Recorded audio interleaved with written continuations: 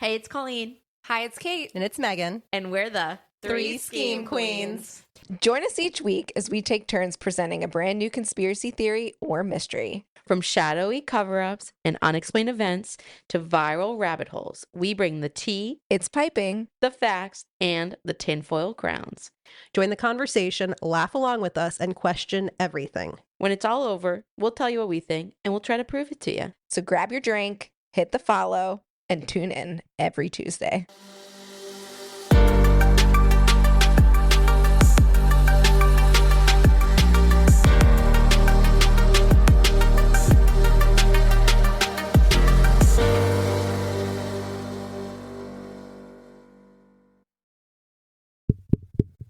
Is this thing on? Hey, guys. Hey, guys. It's just two Scheme Queens today. Just the two of us. Yeah, Colleen went off into the wilderness. She went looking for Yeti. Kate, we had an episode in I which wasn't we part had, of the episode. we had guests who have had actual sightings. Of Bigfoot. Yeah. But is Bigfoot and Yeti the same thing? I don't know. Thanks for sticking with us last week. Kate, do you want to tell them what happened with our virtual recording? I was very excited. Megan got me a mic and I set it all up and they were like, it just doesn't sound right, Kate. And I was like, I promise you, like, the microphone is plugged into my computer. I don't know what else to do. And they were like, okay, you sound really far away. And I was like, no, I think it's just whatever. So we record the whole episode, get off the phone, and then I start to clean up and I'm like, oh, well, the microphone was plugged into my computer, but not the microphone. So you did enjoy me and my internal built-in microphone from my computer. I mean, it wasn't as good, but it wasn't as bad as I would have thought. So It's been worse. It could have been worse. Yeah. Our listeners who are sticking with us at this point have definitely had far worse audio on this podcast. Again, like maybe the Bigfoot episode we had. I have this dang eco setting I keep turning off on my thermostat. Yeah. So it senses that when I'm not here. Yeah. And it turns the heat off. And it'll do it even like if I'm sleeping upstairs, and it's so annoying. So I came home from work. It was like 55 degrees in here. Oh my gosh. I was freezing. So I plugged in the heated blanket that Kate gave me for Christmas, made myself a hot cup of coffee, put on all the layers, got the fireplace going, waiting for the temperature up to a nice 70 degrees, which is how I like it. Poor Tanner was probably so cold. That's all I could think too. Every time when I'm like working, I try to remember to like log on, Yeah. and change it. But I always think about that poor Tanner, because Tanner is not comfortable if it's less than 80 degrees. Yeah. He likes it warm. Tanner is definitely a warm dog. He could not survive in the snow for too long. No. Yeah. So is it time for our Drink check. Drink check. Oh. This is my favorite drink check of all time. Speaking of hot drinks, today we're having some coffee. Love coffee. It's my favorite. How'd you make your coffee today? Well, this is a nice brew, if you will. And I just put a little splash of nut pods in it, original. And if nobody knows what nut pods is, it's a creamer that tastes just like cream. Well, I just said that to trigger you because you say everything that I say is I'm always like, it's non-dairy, but you can't tell the difference. And Megan's like, everyone can tell the difference.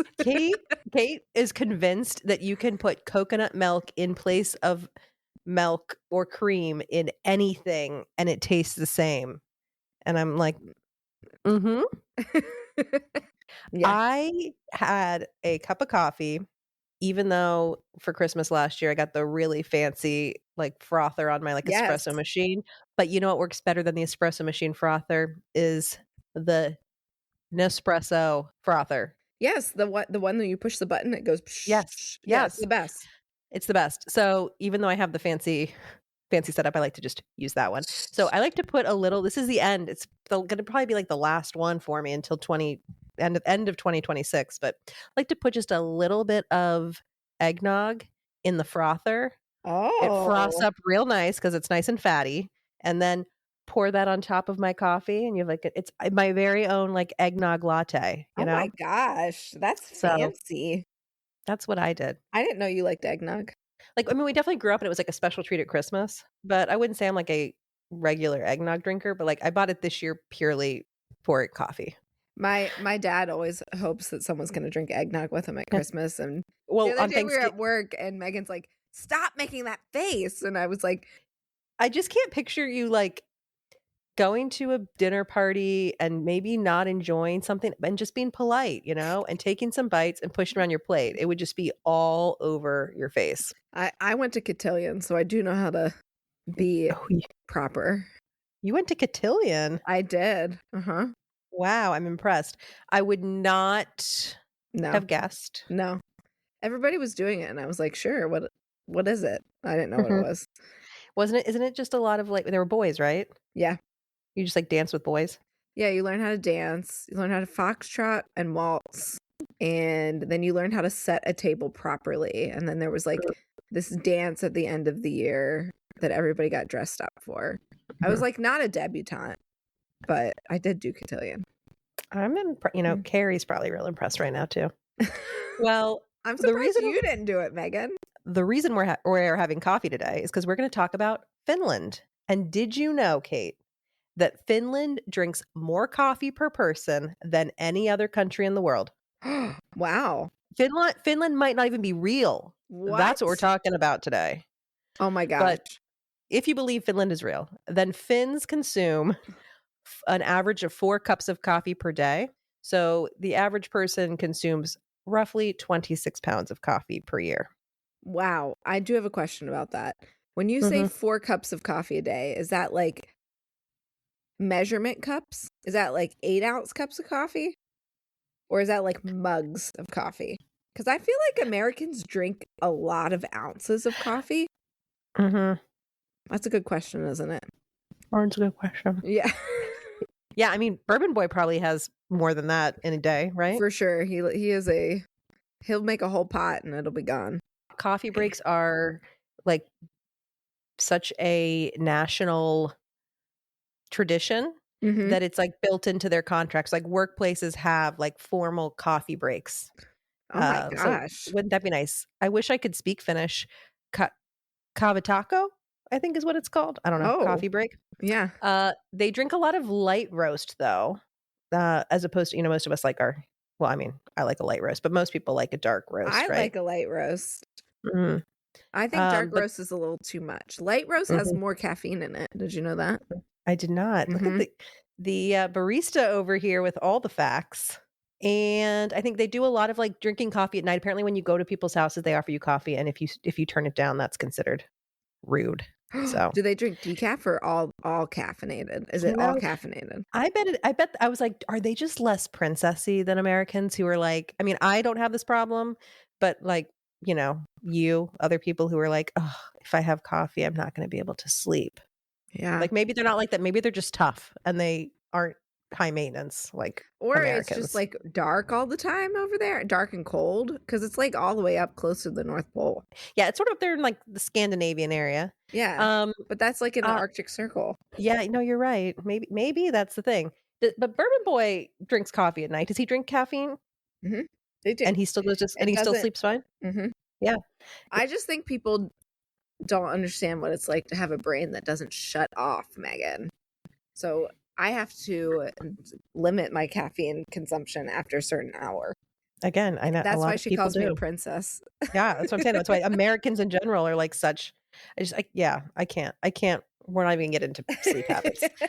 Final interesting fact for you about coffee in Finland: it used to be illegal in Finland. They had like their own prohibition for coffee in the 1700s and 1800s. Yeah, it was banned multiple times because it was so expensive and it was seen as a luxury that encouraged laziness. So people would just secretly drink it, which is so weird, right? Because we think of it as like a productivity thing. Like, right. It's like you're up, you're getting your coffee, you're ready doing for things. Your day. Yeah. I wonder, does a lot of their coffee get imported? Because I would think it doesn't. I mean, all of the coffee comes from South America. Yeah, it comes from Latin America and Africa. Wow. You're right. So it does have to be imported. I wonder if that played a part in it too. So, are we ready to get into it? Let's get into it. Finnish coffee. Or no, we're done with the coffee talk. Oh, okay. All right. But I'm glad that was your favorite drink check ever. Yeah. More so than all those cocktails that I've like slaved over and hand squeezed juice for. I'm a simple person, Megan. So low maintenance, this girl over here. Yeah. So, Kate, what if I told you one of the world's happiest, most peaceful countries doesn't actually exist? I don't believe And you. obviously, I'm talking about Finland. I've seen pictures on Pinterest. Finland is allegedly the happiest country on earth. It is the land of saunas, coffee, Nokia phones, and endless lakes and forests, or so we've been told. But what if this so-called nation was nothing more than a convenient illusion created to fuel Japan's love of sushi and to avoid any regulatory oversight? Today, we're diving into one of the internet's strangest conspiracy theories, the claim that Finland isn't real. The landmass we see on maps, not even real. That's just open Baltic Ocean. And the people who claim to be Finnish, they're just residents of eastern Sweden or northern Estonia, led to believe they reside in Finland. We'll trace how this theory started, who supposedly benefits from it, and why thousands of people online actually believe it. So get comfortable. Here we go. I'm going to apologize in advance that, this is a little more historical than we usually do. History is not a strong suit for this duo. This trio, really. Except that we were for New Year's Day, we were at Mermaid Girl's house, and her husband, who's a real, Birdman, who's a real history buff, had this history game, like it was like chronology. You got to like guess the years and put them in place. And she was Colleen was trying to tell us how good she'd be at that game. And we just all looked at her and we said, you think history? You think you're good at history? She's like, well, I know a lot of facts about history. Okay, so I'm going to give you a little history of Finland, and then I'm going to get into where this conspiracy theory started, okay? Okay. Take out the conspiracy theory. If we just opened a history book, here's what we'd learn. So Finland is located in Northern Europe. It is one of the Nordic countries, together with Sweden, Norway, Denmark, and Iceland. I thought Scandinavia is it not? Finland is considered a Nordic country, not strictly Scandinavian, though it has strong cultural ties and history with Scandinavia, which is Denmark, Norway, and Sweden. It is geographically linked via the Scandinavian Peninsula's northern part. The key distinction is language, as Finnish isn't Germanic like Scandinavian languages. Oh, very interesting. But we're going to get so much deeper here. It looks like a penis. Norway kind of looks like a penis. I have been to Norway. Norway is real. But you know what they're saying? People have been to Finland. It's just, have they actually been to Finland? So Finland mostly borders Russia on the east. Are you looking at a map right now? I was, yeah. So you see it mostly borders Russia on the east. It shares a partial border on the west with Sweden, but it is otherwise mostly water bound. Yeah. So here's the thing. I didn't know Finland was so close to Ukraine or Russia. Mm-hmm. In my head, it was in a different place. It used to be like part of the Russian, like the Soviet Union is 1922 to 1991. I looked at those dates. So this is pre-Soviet Union. But it used to be part of the Russian Empire. Yeah. Oh my gosh. So the current population is 5.6 million people, which is about the population of the state of South Carolina. Okay. It is, so this whole country is smaller than nearly half of the United States, like half of all of the states in the United States. Wow. About 1.4 million people live in the capital city of Helsinki. Mm-hmm. It is a large, sparsely populated country, primarily made up of forest. So 70% of the surface area of the country is forest. And there are 187,888 lakes. It's a lot of lakes in a small area. That is a lot of lakes. Small area. What else is interesting about Finland is that it has been named the happiest country in the world for 8 consecutive years. And so this ranking is based on social support like education, healthcare, and unemployment, quality of life, which includes work-life balance, natural beauty, and clean air, and low crime rates, to name a few. Other fun facts for you, there are about the same number of saunas as cars. And I told you that Finns drink more coffee per capita than any other nation, consuming around 1,460 cups per person annually. And the law mandates 2 10-minute coffee breaks during a standard 8-hour workday. So you're telling me there's about the population of South Carolina that lives in Finland, and that population drinks more coffee than anyone else in the world? Well, That's per capita. Yeah. okay. Okay. So it's a density Yes. based Yes. statistic. But Okay. also, I don't even know the last time I got to have lunch uninterrupted. I mean, right? Like we just work and we're eating while Yeah. we're working. Yeah. And you're telling me we could have a law mandating coffee breaks? Come Honestly, on, man. it would be the best. I would work there just for that. You move to Finland so you could get your 2 10-minute coffee breaks every 8 hours? I would move to Finland just because I'm a big idea of girl. It'll never actually happen. No. So Finland was part of Sweden from 1150 to 1809. After Sweden lost the Finnish War in 1809, Finland became an autonomous Grand Duchy under the Russian Tsar. So Okay. it had its own government and currency, but Russia controlled foreign policy and defense. And so for most of the 19th century, Finland is like sort of autonomous, but technically under Russia, part of the whole kind of, Under Russian regime. yeah. Okay. Until the Russo-Japanese War. Kate, have you heard of any of these things? No, listen, I don't even think I understood. I don't think that I even think about other countries having wars. Yeah, well, because Well, I mean, I know that like Ukraine and Russia are like in a war right now. Well, and like as I'm like telling you about some of these little wars and stuff, that's all like, and then there was the war and it lasted 2 weeks. I'm like, that's not how we think of things. I mean, it's still sad, like all these people die, but you're like, that's yeah, who thinks about it like that? Sounds like a long battle, in my opinion. Yeah, we are so American and self-involved, you know? So 1904 to 1905, Japan was engaged in the Russo-Japanese War against Imperial Russia. And the deal was that both Russia and Japan were trying to expand powers in East Asia. Russia sought influence over Manchuria, which would give them access to warm water ports. Japan wanted dominance in Korea and parts of China. And so up until this point, Russia was like this huge powerhouse. Like no one could defeat Russia. They were just taking over the world. And Japan somehow won this war. And so like the whole world is shocked. It's like the first time that like an Asian power has taken down a European one.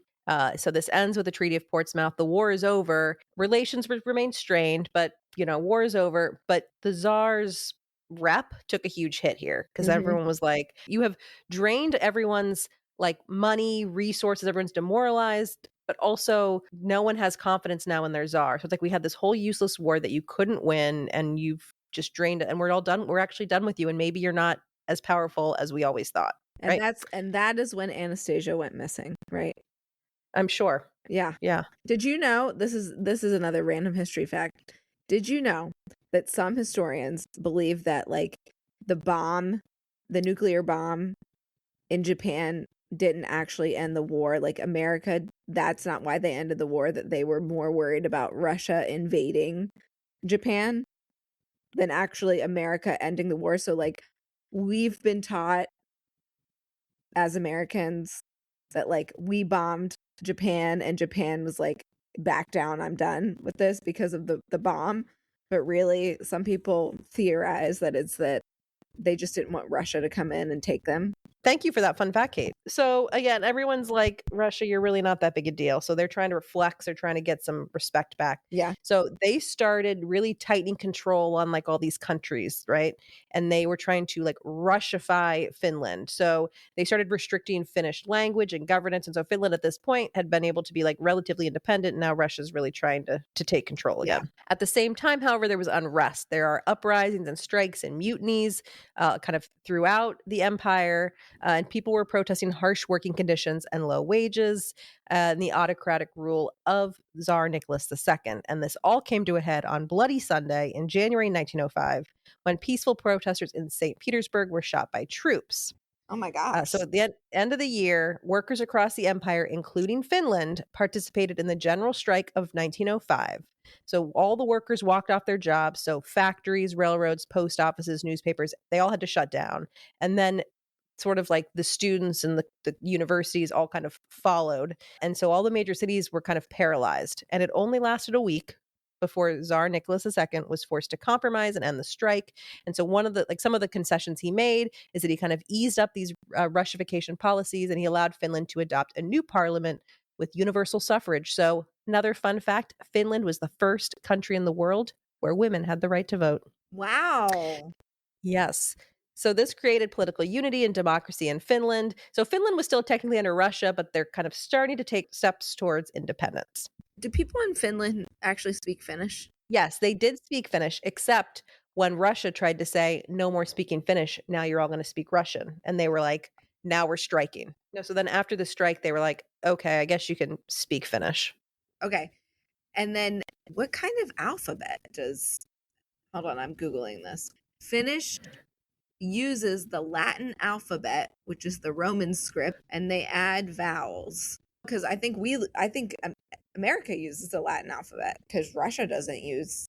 Russia and like those some Eastern European countries don't use the same alphabet as us.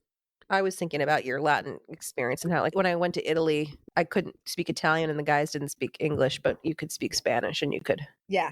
But that was back when my Spanish was a little bit better. Remember when you set a goal in like 2024 to speak more Spanish? Yeah. I feel like I usually am pretty good at my follow through. You and that are, was not. yeah. That was a big idea. Yeah. Not a lot of follow through. Mm-hmm. Yeah. So during World War I, Russia was collapsing. So again, it's now been like a decade of Finland having the opportunity to kind of like, you know, build their own parliament and build up as a country. And they're like, here's our chance.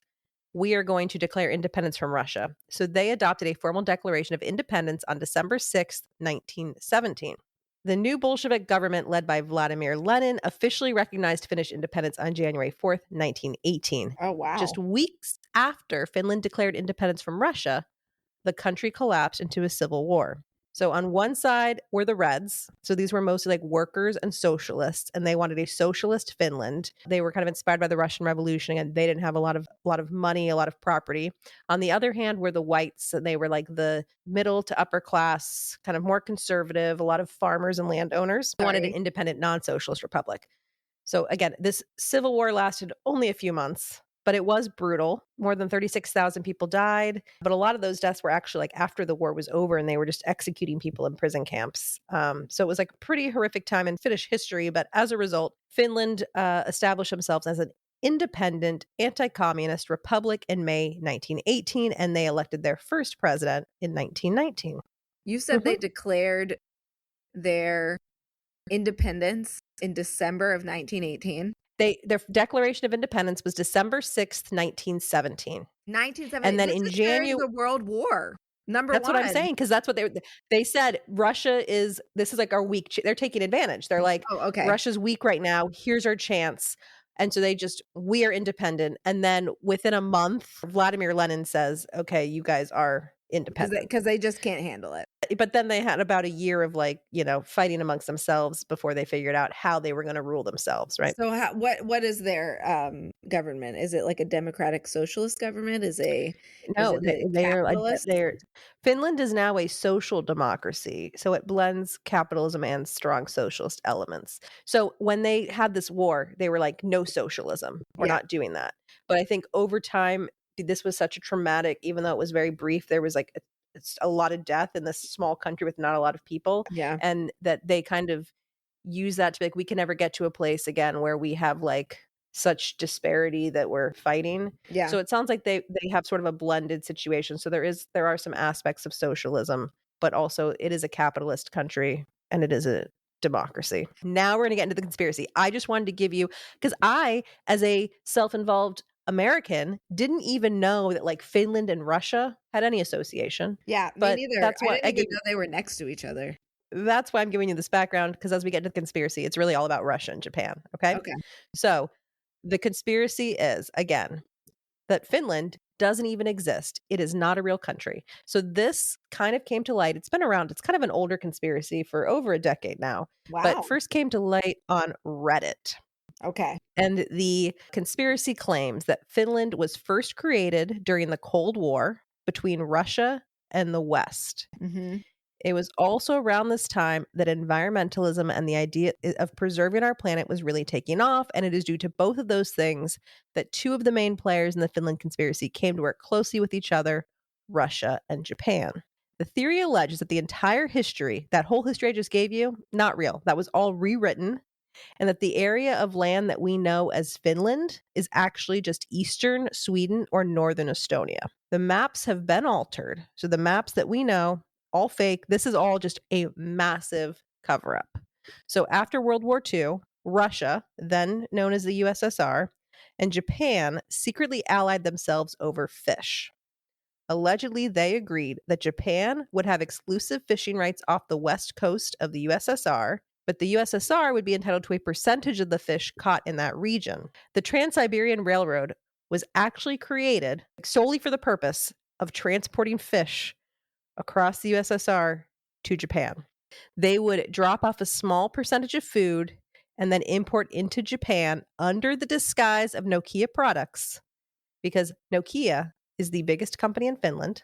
Okay. Yep. Japan is the number one importer of Nokia products, but no one in Japan actually owns a Nokia phone. So why are they importing so much Nokia? This is the theory. Because they're not importing Nokia.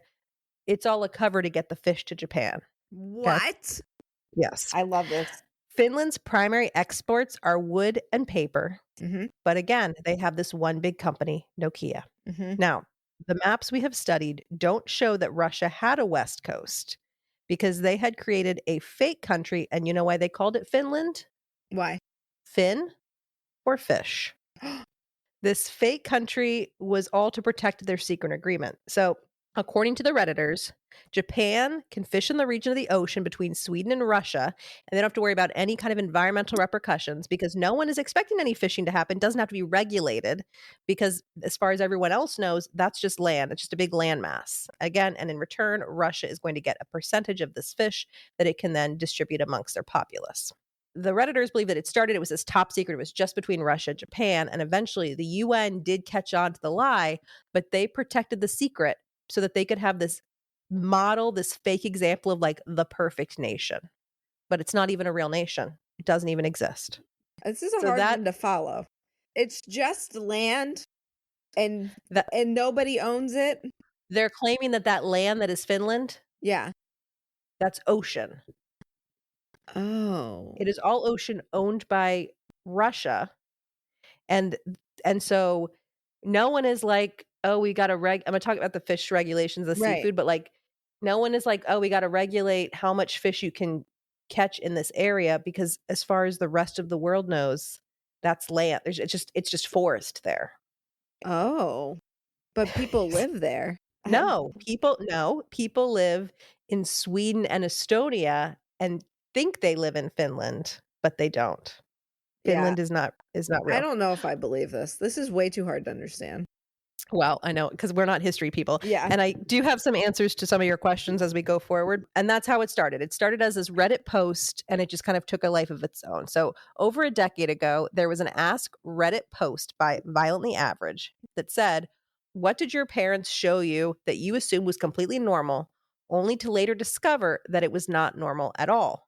And so then Rare Again, a user replied, my parents never believed in Finland. I grew up to never believe in Finland until I researched further. It's a pretty heated topic in my family. Before he went on to present kind of those facts that I presented in his theory. Yeah. There's actually an entire subreddit now just dedicated to this conspiracy theory that is run by user PM Me Nice Messages. And they summarized the theory saying that Japan and Soviet relations had always been shaky at best, but also incredibly secretive. Even as early as 1925, Japan and the Soviet Union had secret deals with each other regarding fishing rights between the two countries, with the Soviet Union giving up much of its fishing rights to Japan and seemingly no explanation as to why. So, again, I don't know anything about history. I have to do my own research here, my own deep dive. And historically, USSR and Japan did clash over fishing policy. So this all started back in the 1800s when Russian and Japanese fishermen would kind of fight over resources. Japan had very little arable land, so seafood is their primary source of protein, but they kind of got in trouble. There's all these strict regulations around fishing due to concerns for the environment, but also a critical food shortage. Because during World War II, there are food shortages. All they have is their fishing. That's it. But if someone goes out and catches all the fish, then the whole country's going to starve, right? Right. So it was heavily regulated. So there's also an area of ocean that they still kind of contest about who it belongs to, the USSR or Japan. But the USSR would constantly catch these Japanese fishing boats fishing in USSR waters because that was very rich with fish. They didn't have to deal with, getting in trouble with Japan for overfishing. Pretty much Japan had to agree to the Soviet jurisdiction over 200 miles of these waters in order to maintain fishing rights. But the USSR also got reciprocal fishing rights. So there were all these agreements. They've had multiple agreements in the late 20th century that all fell apart a few years ago when Russia claimed that Japan refused to pay for fishing in Japan, said it was retaliation for sanctions against Russia over Ukraine. And anyway, all this drama. But the point is that when I'm like, wait, this whole theory is really about fishing rights. And that seemed so absurd to me. But like, in fact, there is this whole fishing drama history between the USSR and Japan. It also seems so crazy to me too. I'm glad you had that same thought. I'm like, they're fighting over this? Over fish? Yeah. Yeah. Also, don't we just sound privileged too that we're like, we don't know what it's like to be like starving? Your country's going hungry because someone fished too much? Yeah. So PME Nice Messages said the secretive treaties and alliances continued right up until just before the fall of the Soviet Union, when Gorbachev made trips to Japan months before the fall of the Soviet Union, stating the entire time how the relations between them were improving, even when Soviet relations with the rest of the world were worsening. In fact, the entire past 100 years of Japanese-Russian relations bring up many unanswered questions. Why at the height of World War II were the battles between these two countries minimal despite being on opposing sides? Why did Japan sign a peace treaty with Russia in 1941, just months before their allies, Germany, went to war with Russia? Good question, huh? Yeah, that's a great question. I'll tell you. The Soviet-Japanese Neutrality Pact was signed on April 13th, 1941. It meant that these two nations fought against each other's allies, but not against each other, because pretty much they were like, there's just too much war to fight. Like, we are fighting too many people. Yeah. And so even though we hate each other, we're going to temporarily agree that we're just going to, we're just going to fight other people. Hate each other from afar. Exactly. Yeah. Okay. And that worked until 1945, until at that point the Soviets joined the Allied campaign against Japan. Okay. Mm-hmm. So they did this to avoid fighting multiple fronts and to focus their resources. So again, as I mentioned, while they were enemies, the USSR just had like bigger priorities, specifically like the fight against German invasion. And Japan was really trying to focus on Southeast Asia. And then at the end of the war, the USSR did break the Neutrality Pact because it claimed that Japan had been aiding the Axis powers against the USSR. But also, Stalin wanted to seize territory in East Asia. And then 1945, the USSR sent 1.2 million men to Manchuria, and then we get the surrender. And so I think that kind of goes back to your point that you're right, that like perhaps Japan was more concerned about Russia than America. Russia. Yeah. Yeah. I mean, there you go. Way to drop your one history fact and bring that all together. I know. I just learned that in conversation the other day. The Redditor also said, why were relations between Japan and Russia always good throughout the Cold War, despite the major geopolitical differences between the countries and close geographical positions that you think could cause tensions? The answer is simple. They shared a common secret, a common asset that worked in both of their favors, and that asset was Finland. I can't imagine coming up with this in my head. Like, if this is like, you'd have to be so smart and have so much knowledge in order to like put these pieces together and create this conspiracy theory. Just going back to like these relations, they really weren't. It's like, why were their relations so good? Well, they weren't that good, which again is, I think we've touched on the point you made about really Japan was scared of Russia, because in August 1945, the USSR captured the 4 southernmost islands and deported the Japanese inhabitants. Throughout the Cold War, the two countries continued to negotiate over these islands, and again, that involves fishing rights and all of that. Mm-hmm.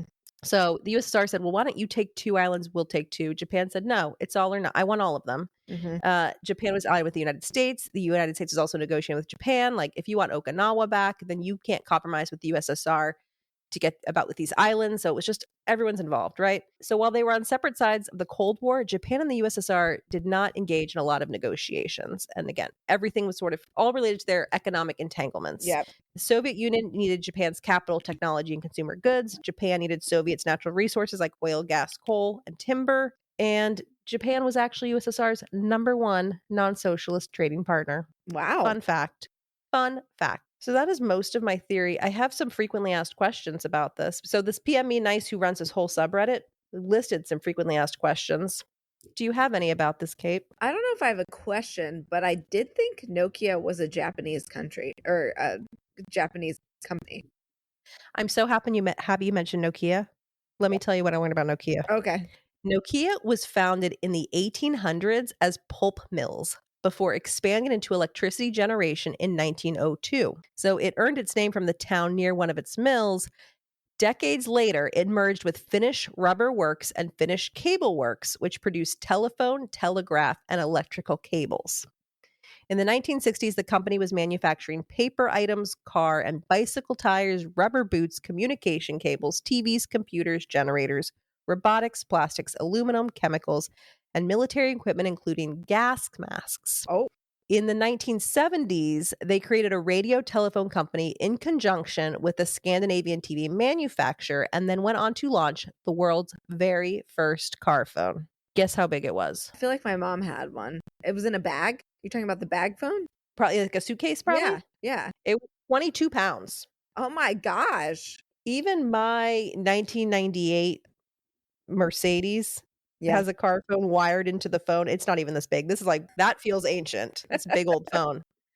I In didn't know 1980, that your Mercedes had a car phone in it. yeah, it doesn't work, but every time you started the car, it would try to connect to the phone and you would hear it like trying to connect. But I did keep it because it's a conversation piece to just pick up, and it's in the armrest. And then you pull it out. In 1987, Nokia developed one of the first mobile phones and actually took off. And so like Nokia was thriving late 80s, early 90s. It was like very cutting edge. Yeah. But then this company, which had been so forward thinking for the last 2 centuries, just couldn't keep up with like iPhones, smartphones, and all that. So they ended up partnering with Microsoft to try to compete. And the whole thing was a failure. So Nokia is still a very big company. It's a very big industry in Finland. Does like a lot of telecommunications, but not known for cell phones like they were back in our day. Yeah. Like back when we used to play Snake. Ugh. We have to wait until 9 p.m. to send a text. So you wouldn't get charged. Calls, free text messages and calls on nights and weekends. Those really were the days. But it is interesting that the Nokia logo looks like a fish. That's interesting. But again, I think it goes back to the fact that it started as like a kind of mill, right? This whole theory I mentioned earlier that the Redditor posted that like the Trans-Siberian Railroad was completed in order to transport fish under the guise of transporting Nokia exports. Yeah. Actually doesn't make any sense because the railroad was completed in 1906 and Nokia was not massively exporting to Japan at that time, and debunked on that one. But that was my fun Nokia fact. Other questions that people might ask, like, what about the Finnish people? Are the Finnish people all in on this? But no, the point is that the people who think they're Finnish just aren't Finnish. That's what the conspiracy theory alleges, that they're Swedish, they're Estonian. The way, if I were Finnish, this would absolutely would piss you me. off. Yeah. Yeah. Well, if this is really the case, how did this how is it survived? How has everyone just looked the other way and like continued to feed into this conspiracy? And again, it says at first it was a sign of goodwill between Western countries and the Soviet Union, a bargaining chip that could be played. But Finland has since evolved into something much more, an idealistic placeholder for what countries should aspire to. No real country could consistently place first in education, healthcare, gender equality, literacy rates, and national stability. The least corrupt government in the world, and they rank highest in freedom of press. So the rumor is that everyone has just gone with this because it's like a nice aspiration. Like, here's this perfect country and you all should aspire to be this good, even though there's absolutely no way that any country in the world could possibly be that good. Hold on. This is the only thing that's making me believe it. That it's too perfect. Like, it's all of the stats are too perfect. Well, I also wonder too, like, it's got to be, it's like same with like Iceland. I'm like, Iceland, how do you not have a military? And then I think about like, it's such a smaller population. Right. That it's probably so much easier to get along, you know? Yeah. And you have fewer people straining the same resources, you know what I mean? I asked what the annual immigration for Finland was, and it said that Google told me that it's actually been higher over the past couple of years because of the Ukrainian war. Like Ukrainian Russians, so they're like taking Ukrainian refugees right now. There was some concern that potentially there's sort of some similarities between Finland and Ukraine, and could Finland be like Russia's next target? But Finland is part of NATO, so I just got really upset thinking about them invading Finland, and I have no affiliation to it. Don't do it. Yeah, leave that country alone. Yeah. So that's the theory. So you're not buying into it? No. Well, as I mentioned, we have confirmation now that this was, in fact, all just nonsense and satire, because in 2016, Vice did an interview, and Rarigan, the Reddit user, was identified as a 22-year-old named Jack, who claims he made the whole thing up. He was like, my parents absolutely believe Finland exists. They in no way think Finland is not a real country. I never grew up thinking Finland wasn't a real country. But I just made this like satirical post on someone's Reddit question, and it took off on a life of its own, and so that's where it came from. So yeah, I think it's just another, like I said, it's another Birds aren't real. It's another birds aren't real, Yeah. Garth Brooks, Yeah.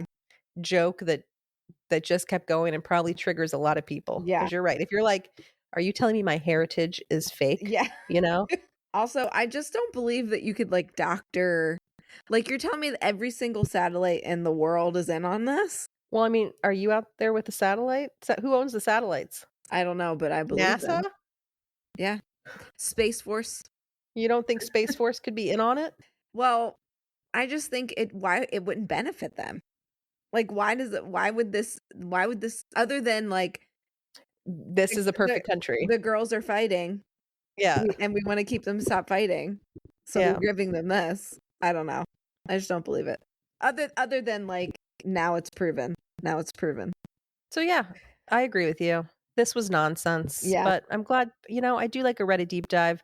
Colleen's brother went to Finland. But did he go to Finland or did he go to Sweden and think he was in Finland? That's the thing. That would make me that would trigger me so bad. If somebody started saying this to me in conversation, I'd be like, what are you talking about? I went through customs. I landed in Finland. Well, I've been hearing a lot about this. I've seen this on social media. I've seen it on Reddit. And I was like, this will be something interesting to look into. And I did not realize how much history I was going to have to do. I hope I didn't bore everyone with my history lesson. No, but I am impressed that we were really on par with this. I feel like you and I were really into the history for a second there. Yeah, I did. Certainly hated history class in school, but fun to learn something. I can't wait for someone to fact check me and tell me about my inaccuracies. I did do my best here, and it was enlightening. And again, I never even would have thought Finland was Russian. Yeah, they weren't. No. They probably are like, don't tell us we're Russian. We're not. We are our own country. I hope that somebody from Finland is listening to this podcast and is like, I feel so seen right now. That's my only goal for 2026. Let's just check real quick and see if we've had a Finnish listener before. Okay. We have some Finnish listeners, I'm gonna tell you. Oh my gosh, so, you guys, let us know. Do you feel seen? Tell me about your alphabet. I do think it's the same one, but they added 3 letters because ours is 26 letters and theirs is 29, and theirs is all vowels that they added. So next week we are off to our reading weekend, and we have a fun episode planned for you, and we're gonna take it back to like the conspiracy. I guess I wouldn't say it's the conspiracy that started it all, but the original conspiracy shared with us by Uber driver Michael. Michael. Before our podcast even launched. You're talking about Abe. You're talking about John Wilkes Booth. Yeah, and Abe Lincoln. Oh my gosh, yeah. If you want to know what that super fun conspiracy was, tune in next week. Just like the worst Uber ride of my life. And he's the one who started the I'm gonna prove it to you. Yeah.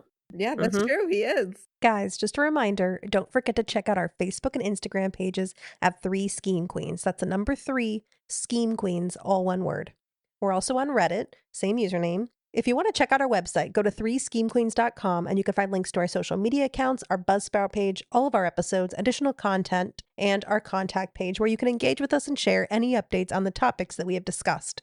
Let us know how we're doing and what you want to hear next. There are also opportunities to financially support us with links to buy us a cup of coffee and links to our merch store. As always, if you choose not to financially support us, we appreciate the follows, the downloads, the listens, the likes. What should the people do? Oh yeah, the people. They should scroll on down. First, what I want you to do is I want you to take out your phone and I want you to send this to 3 of the people that drink the most coffee in your life too. And then tell them that Finnish have them beat. And I bet that they've never heard that before. And then they'll want to listen. And then afterwards, you guys can scroll on down and leave us a 5-star review, comment on our Instagram or our podcast or Spotify, because Spotify you can do comments too. And we'll read them on the podcast. And then you can interact with us on our social media platforms. You can send us an email. You can share us with your friends and family. And yeah. And we'll see you guys next Tuesday. See ya next Tuesday.